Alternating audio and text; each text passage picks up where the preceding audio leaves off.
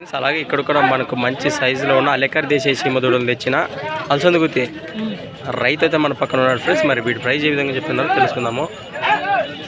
ఏం చెప్తున్నారు rate friends? మరి వీటి ప్రైస్ వచ్చేసి 1,30,000 1,30,000 చెప్తున్నారు. పళ్ళు 4 పళ్ళతో ఉన్న అలెకర్ దేశీయ సీమ దూడలు ఫ్రెండ్స్. మరి అలాగే ఇది కూడా అన్నదేనా ఇదేనా?